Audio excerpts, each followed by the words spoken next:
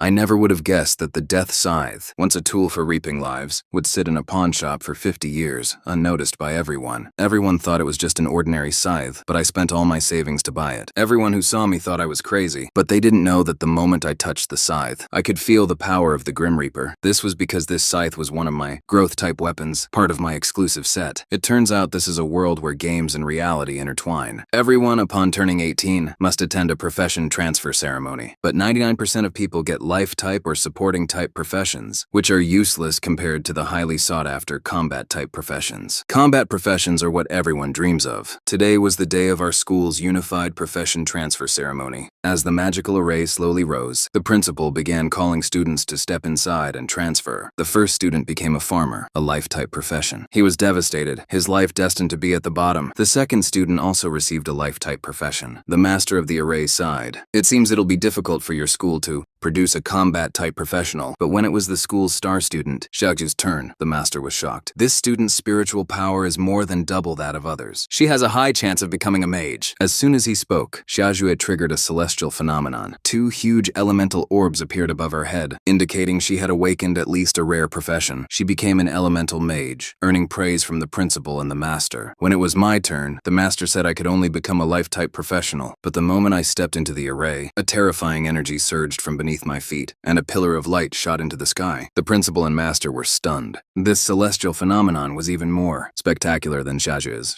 He watched nervously. Suddenly, a student pointed to the sky and shouted, "Look! There's something in the clouds!" Thousands of terrifying black figures emerged from the clouds, looking like wraiths from hell. The timid students collapsed in fear. The black figures saluted me in unison and transformed into wisps of deathly energy, which flowed into my body, awakening my unique, hidden profession, the Necromancer. This drew the envy and fear of many, but I didn't care. As I was about to leave, the master of the array stopped me, saying he wanted to see the skills of a hidden profession. I checked my skills and found I could only summon one black iron skeleton warrior. With a thought, a skeleton warrior appeared. The students around me were terrified. The master then pointed a beam of light at the skeleton warrior. The skeleton's killing intent surged, which shocked the master, as he was a level 52 professional. How can a level 1 summon have such hostility toward me, he thought. However, he noted that the skeleton's stats were average. Satisfied, he thanked me. I then recalled the skeleton warrior, and the system prompt appeared. Summoning space is full. It was then I understood that the thousands of black figures I saw were real. If I leveled up, I could expand my summoning space indefinitely and reach a level where I could instantly kill a dragon. Before I could think more, Xiaojue came over and challenged me to a duel. I simply said, "Okay," and walked away. When I got home, a system notification appeared. Host has awakened the Necromancer profession. Profession meets requirements. The strongest talent system is binding. Talent acquired, full amplification and damage transfer. All skill effects are increased by 10 times. All damage received is transferred to your summons. I immediately summoned the skeleton warrior and saw that all its stats had indeed increased tenfold. With the passive skill damage transfer, I was unbeatable at the same level. The next day, my best friend, Huang Mao, wanted to team up, but I refused. I told him I was going to enter the Imperial Academy, and that soloing dungeons was the fastest way to level up. The principal overheard me and was stunned. To get into the Imperial Academy, you need to be at least level 12 before the exam. Your sister, Lin Mohan, was level 16 when she was accepted, and you only have a week. But I was unfazed and said I was confident. As I was about to enter the beginner's dungeon, Xiaojue challenged me to a leveling speed race. I was speechless. What a strange woman. In the dungeon, I immediately used all my mental power to summoned 4 skeletons and directed them to hunt monsters separately. The amplified skeleton warriors cut through the monsters like they were nothing, and my experience points soared. In less than half an hour, I leveled up, and my summoning capacity increased. The skeleton's stats jumped to 125, and my killing speed skyrocketed. I also discovered that the skeleton's positions formed a map. I saw a monster I had missed, and used my active skill. The tenfold amplified skill instantly killed it, and I leveled up again. Now, and I could summon more skeletons, and their stats reached 175.